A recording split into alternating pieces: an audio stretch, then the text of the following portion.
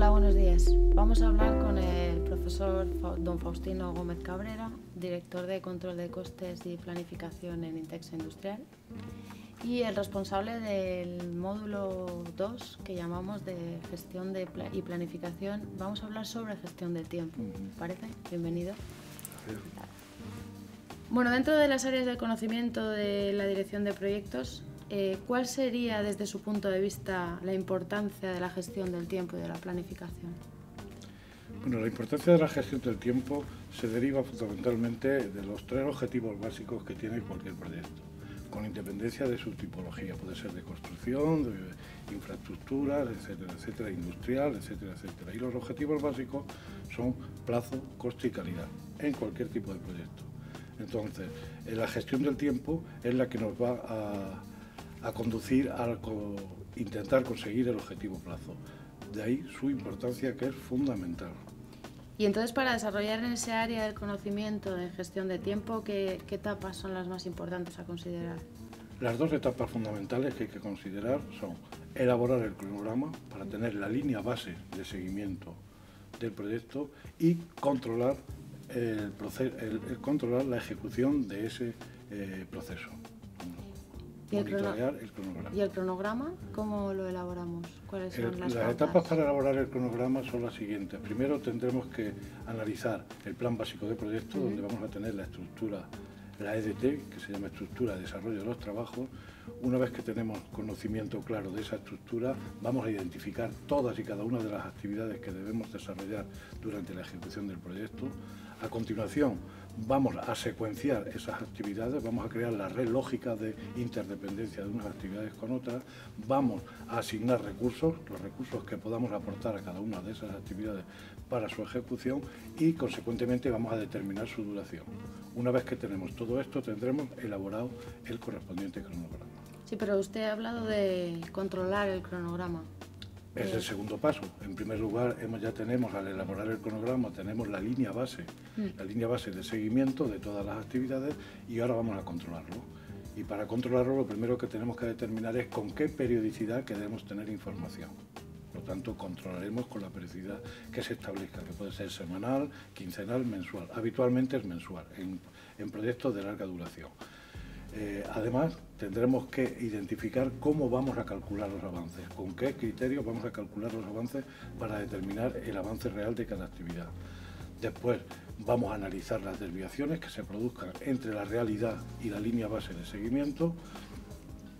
Una vez que tengamos esas desviaciones, vamos a analizar sus causas y sus consecuencias y en función de ese resultado vamos a tomar decisiones que nos permitan, digamos, minimizar el impacto que esas desviaciones puedan tener.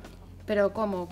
¿Qué parámetros podemos utilizar para detectar o analizar esas desviaciones? Bueno, la forma primaria de detectar, digamos, una vez que tenemos el informe, digamos, de comparación entre realidad y previsión, lo podemos ver en primer lugar con un diagrama de barras, que nos da una información gráfica de si hay o no hay desviaciones, si lo vamos haciendo bien. Después podemos también verlo gráficamente lo que se llama las curvas de la S. La S vamos a tener la línea base y vamos a tener la línea de seguimiento de la realidad en el corte que estemos realizando. Pero para hacerlo con mayor precisión, eso nos da una información, eso que he dicho antes, nos da una información gráfica, pero nos interesa una información detallada. Esta la vamos a tener a través de la evolución de las holguras que tenga cada actividad.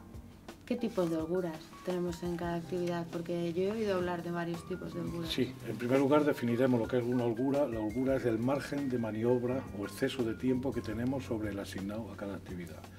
Y las holguras que vamos a utilizar, la fundamental es la holgura total, que simplemente es la holgura que tiene una determinada actividad para ejecutarse sin que afecte a actividades del camino crítico posteriores a ella.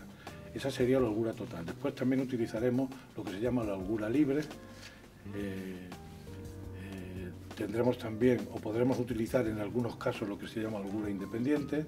También podemos utilizar, y la utilizaremos también, lo que se llama holgura interferencia. Y tendremos muy en cuenta lo que se llaman holguras negativas.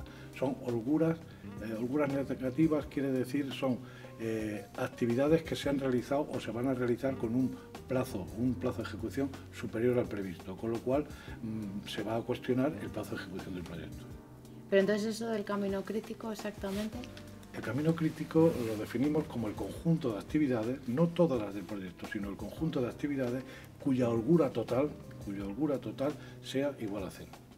Es decir, se tienen que realizar en el plazo establecido. ¿Y estas actividades que pueden tener posibles desviaciones, qué tipo de acciones podemos emplear para corregir o para...? Bueno, las acciones las vamos a clasificar en dos tipos de acciones. Unas que vamos a llamar acciones correctivas y otras que vamos a llamar acciones preventivas. Las acciones correctivas van encaminadas a buscar soluciones para las posibles desviaciones que se produzcan en alguna actividad del camino crítico o actividad crítica. Y las preventivas las vamos a utilizar en aquellas actividades que, aun no siendo críticas, está sufriendo merma su holgura. Entonces, si actuamos preventivamente con ellas, evitaremos que esas actividades que no son críticas se conviertan en críticas. ¿Pero cuáles actividades son susceptibles de corregir de una forma preventiva o no preventiva? Bueno, las acciones que podemos tomar normalmente cuando una actividad sufre una desviación, la corrección dentro de ella misma es realmente difícil, porque la estamos detectando cuando se ha producido.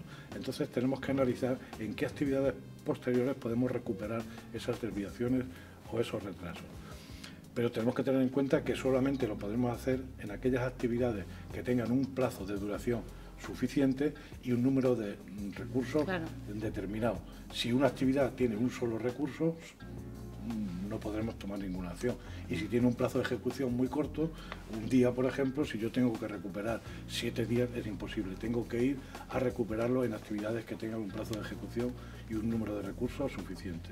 Bueno, y de cara al máster, al MBA Construction Management, ¿usted cuál cree que son los objetivos o los conocimientos que adquiere el alumno en esta materia determinada que nos parece tan fundamental? Lo primero que queremos, intentar que el alumno comprenda es la importancia y la necesidad que tiene una adecuada planificación y programación en cualquier tipo de proyecto. Todos los proyectos, grandes, pequeños y medianos, necesitan una determinada programación y saber cuándo y en cada momento tenemos que realizar esas actividades. Entonces, lo que queremos es que el alumno asuma como tal esa importancia.